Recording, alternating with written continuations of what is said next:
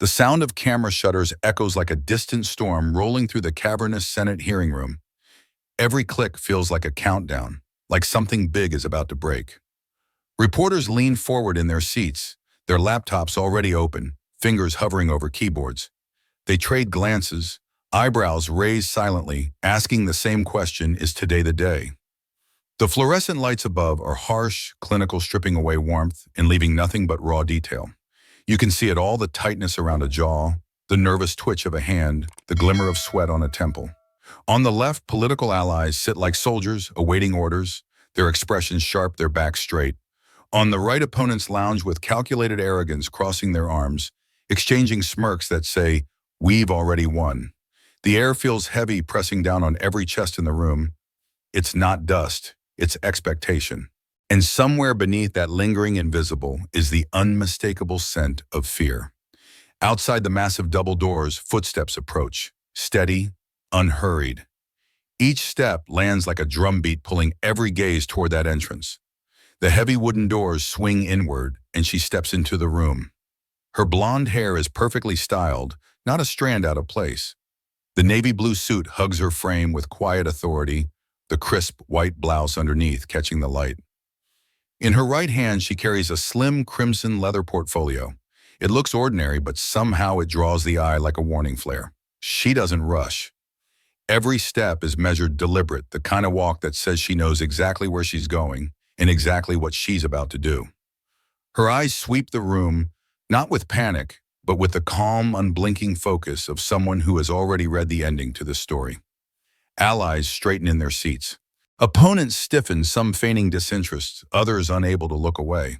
And that red portfolio, it's not just an accessory. It's a symbol of proof of danger, of the moment when truth might finally cut through the noise. The whispers start small, like the first drops of rain before a storm. She's here. Do you think she's got it? If she does, it's over. The words pass from row to row, each voice carrying a mix of curiosity and dread. Reporters tilt their heads toward one another, pens ready, eyes locked on the woman with the red portfolio. Then from the far side of the chamber, the other doors open. He walks in, the rival. Immaculate suit, polished shoes, the kind of confident stride you only see in people who think they can't be touched. He flashes a smile wide enough for the cameras, but just sharp enough to cut. It's a smile that says, "I am ready for you, and I am not afraid." Their eyes meet across the room. For a moment, everything else fades. No cameras, no crowd. Just two opponents standing on the edge of a storm, neither can escape. He takes his seat, adjusts the microphone, and leans forward just enough for his voice to carry through every corner of the chamber. You know, he begins, the corners of his mouth curling upward. It's almost admirable how you keep showing up here, defending the indefensible, pretending you're some champion of truth when we all know. He pauses, letting the words hang in the air, savoring the moment. You've made a career out of protecting the wrong people. The sting lands instantly. A ripple runs through the audience. Some nod in agreement, lips pressed into smug smiles. Others chuckle quietly, shaking their heads as if the outcome is already decided. Cameras swivel toward her, hunting for a reaction, a twitch, a frown, a flash of anger. But her face remains still, unreadable, and that more than anything unsettles him. This wasn't about the facts. Not for him. It never was. He wasn't here to debate policy or uncover truth. He was here to rewrite the script, to take the spotlight off the real issue and turn it into a character assassination. It's an old trick in politics: shift the frame, make it personal. Force your opponent to defend themselves so the actual question, the one that could expose you, gets lost in the noise. But she doesn't bite. Not today. Her posture remains steady, shoulders squared. Her hands rest lightly on the table, unshaken, and her eyes, those unblinking eyes, stay locked on him. Not with rage, but with the kind of calm that feels almost dangerous. He expects her to interrupt, to protest, to stumble. But she simply waits, letting the silence stretch until it's his discomfort that begins to show. Somewhere in the far left corner, a pen begins to tap against the polished wood. Once, twice, then again. The rhythm is slow, at first almost careless, until it quickens, syncing with the invisible pulse running through the room. A chair creaks as someone shifts uncomfortably. A throat clears in the back, the sound amplified in the stillness. Even the faint hum of the overhead lights suddenly feels too loud. The cameras move like predators, tightening their focus. A slow zoom catches the tension in his jaw, the twitch at the corner of his mouth. Another lens captures her eyes, steady, unblinking, and locked on him like a sniper's aim. The red portfolio rests on the table between her hands. She doesn't touch it, but it's there radiating silent threat, like a detonator waiting for the right moment. In the gallery, spectators lean forward in their seats, some holding their breath, others biting their lips. A reporter's fingers hover above the keyboard, frozen mid-sentence, as if the next few seconds will decide the headline. It feels like the air has thickened each inhale, slower, heavier. Every second stretches long and thin, like a wire pulled tight enough to sing. And everyone knows when it snaps, it won't be quiet. She leans forward, the red portfolio still untouched before her. Her voice is calm, deadly calm. You have 3 seconds to apologize. The words slice through the air like a blade. No shouting, no trembling. Just the kind of certainty that makes the skin crawl. Somewhere a clock ticks. The sound is faint, but now it feels deafening. On the screen, numbers flash in bold white. 3. His smirk falters. Just slightly. 2. A bead of sweat rolls down his temple. Cameras zoom in, catching it in perfect detail. 1. Her eyes never leave his. The silence is so tight it could snap at any moment. And then he freezes. Just for a heartbeat, but it's enough. The confidence that carried him into this room starts to crack. His eyes dart, not much, but enough to betray him. First to her, then to the cameras, then to the cluster of advisors seated behind him. They don't move. Not a nod, not even a glance that might be read as guidance. The smirk is gone now, his lips pressed together, thin and bloodless. The rhythm of his breathing changes, slightly faster, slightly louder. It's the look of a man doing the math in his head. If I apologize, I lose face. If I don't, what does she have in that red portfolio? The countdown has stopped, but the silence feels even heavier now. The silence swallows everything. It's not just quiet, it's the kind of silence that presses against your eardrums, that makes you painfully aware of your own heartbeat. A few in the audience shift in their seats, the movement sounding louder than it should. Somewhere near the back, someone inhales sharply, a single dramatic breath that cuts through the stillness like a blade. Every pair of eyes is locked on the two of them. Some faces are tense, others wide-eyed, almost hungry for whatever's about to happen next. The air feels charged, as if one wrong word could trigger a chain reaction. And yet no one dares to speak. Not yet.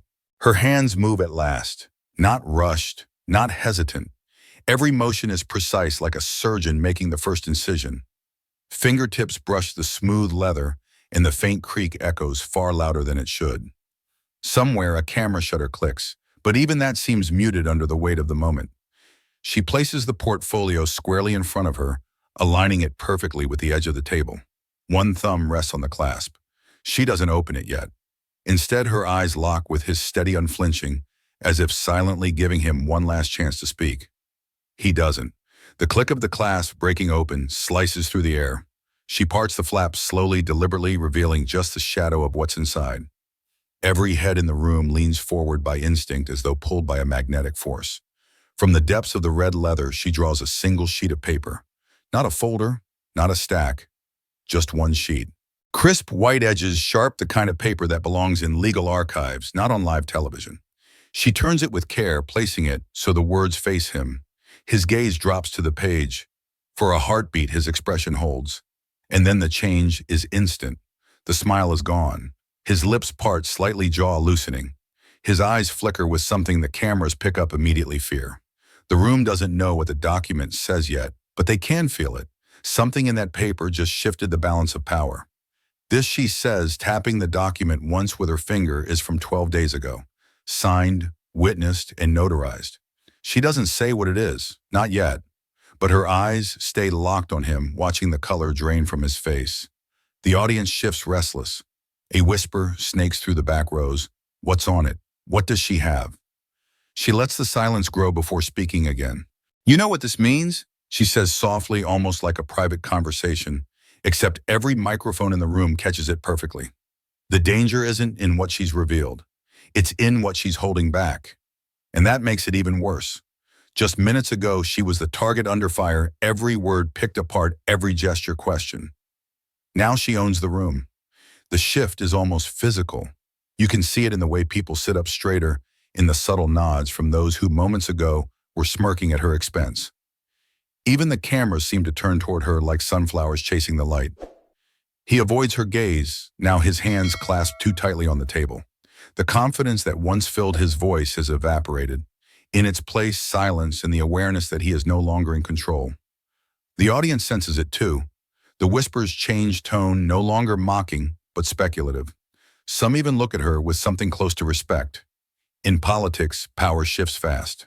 But rarely this fast. First, a man in his late 60s.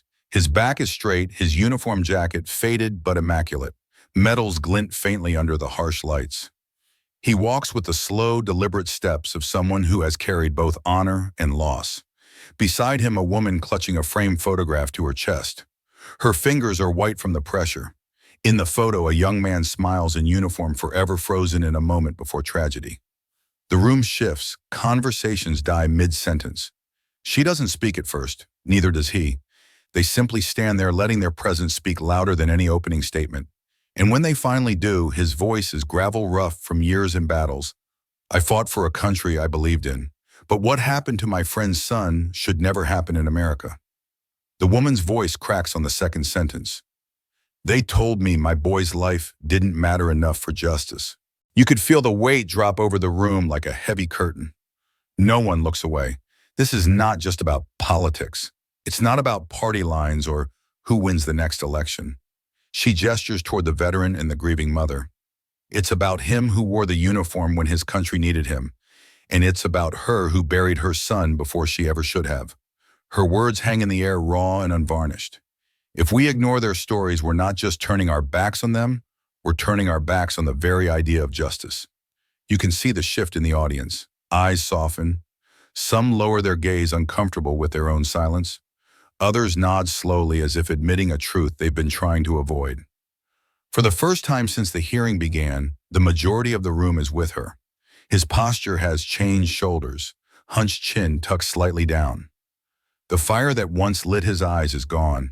He doesn't look at her, not once. Instead, his gaze drifts to the table, to the paper, to anything that isn't her face. His fingers fidget with a pen, spinning it, tapping it, dropping it, picking it up again. The small nervous movements betray what he won't admit out loud. Around him, the atmosphere has shifted. The murmurs in the room no longer sound like support, they sound like judgment. Every second of silence feels like a minute, and every glance from the crowd lands like a stone. He's no longer leading the conversation, he's enduring it, and he knows everyone can see it. Will you deny this under oath? The words slice through the air. No flourish, no theatrics, just a clean, direct strike. The entire room freezes. Chairs stop creaking, pens stop tapping. Even the hum of the air conditioning seems to fade. It's the kind of question that offers no safe answer, because whatever comes next will live forever on record. His Adam's apple bobs once. He doesn't speak. Somewhere in the crowd, a reporter's hand hovers over a laptop ready to type the first word of his reply. But the reply doesn't come. Not yet, and the silence grows heavier. 1 second. 2. 3. Not a word. His jaw tightens, then relaxes, then tightens again. A bead of sweat slides from his temple, catching the light before disappearing into his collar. Somewhere, a photographer's camera clicks, but even that sound feels intrusive, like breaking a sacred stillness. The silence isn't just absence of speech, it's an answer in itself. And everyone knows it. You can almost hear the collective realization he's not denying it, because he can't. The pause stretches on heavy enough to leave a dent in the air. Reporters are no longer just observers. They're predators chasing the story before it even finishes unfolding. In the first row, a political correspondent mutters under her breath, This is it," before hammering the words into her laptop. Senator Cornard refuses to deny under oath. Cameras flash in rapid bursts, trying to capture every twitch, every micro-expression on his face. One photographer manages to freeze the exact moment his jaw slackens, a single frame that will soon be plastered across the front pages. In the press gallery, the air is electric. A notification ping, then another, then a chorus of them echoing like popcorn in a hot pan. Editors are already pushing the story live, hungry for the clicks. Outside the chamber, aides and lobbyists crowd around their phones, watching live streams with expressions that range from disbelief to barely concealed glee. On Twitter, the clip of him sitting in that unbearable silence is already looping. The hashtags multiply. Hashtag 3-second silence. Hashtag is cornered live. Hashtag under oath. Within 8 minutes, one post surges past 70,000 shares, a screenshot of his frozen face with a caption, "This is the look of a man who just lost." By the 10-minute mark, major networks are interrupting their programming for a breaking news segment. Pundits lean into the camera with that familiar gleam in their eyes. If he couldn't deny it under oath, you have to ask why. Back inside, the weight of the silence hasn't lifted.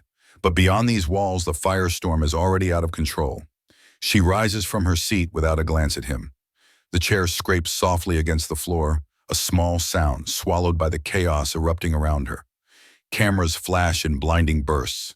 Reporters surge forward, calling her name, their voices overlapping in a jumble of urgent questions. She doesn't stop. Step, step, step. Each one measured unhurried, like she owns every square inch of this hallway. Microphones reach out toward her like grasping hands, but she keeps her gaze forward. No comment, no hesitation. Behind her, the chamber still hums with aftershocks.